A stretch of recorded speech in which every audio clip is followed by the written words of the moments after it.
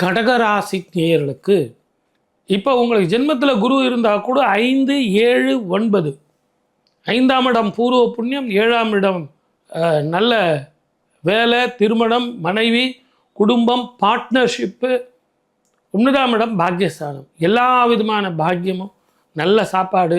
இது வரைக்கும் என்னவோ சார் என் சாப்பாடை நானே செஞ்சுக்கிட்டு இருந்தேன், அவங்க கையால் சமைச்சு நான் சாப்பிட முடியுமா? எனக்கு கல்யாணமே ஆகலை சார், கல்யாணம் பண்ணிக்கிட்டு எங்கேயாவது என் மனைவியை கூட்டிகிட்டு போய் பிழைக்க முடியுமா? தாராளமாக செய்யலாம்.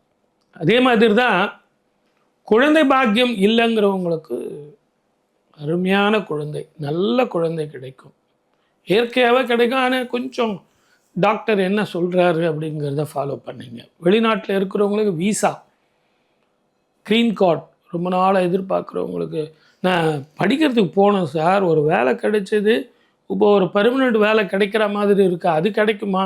கிடைக்கும். இந்த காலகட்டத்தில் எல்லாமே உங்களுக்கு ஒர்க் அவுட் ஆகும்.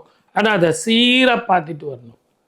இரவு பயணத்தை தவிர்ப்பது ரொம்ப ரொம்ப நல்லது. தேவையில்லாத பிரச்சனைகளை நீங்கள் கொண்டு வராதீங்க. ரொம்ப சுப பலன் வர்றதுக்கு என்ன சார் பண்ணோம்? திருப்பதிக்கு போயிட்டு வரணும். திருப்பதிக்கு போயிட்டு வந்தால் போதுமா?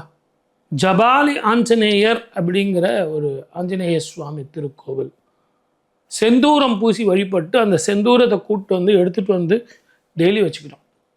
அந்த செந்தூரம் உங்களுக்கு மங்களத்தை தரும், ஐஸ்வர்யத்தை தரும், மகாலட்சுமி வாசம் தரும், எதிரிகள் அடங்குவார்கள்.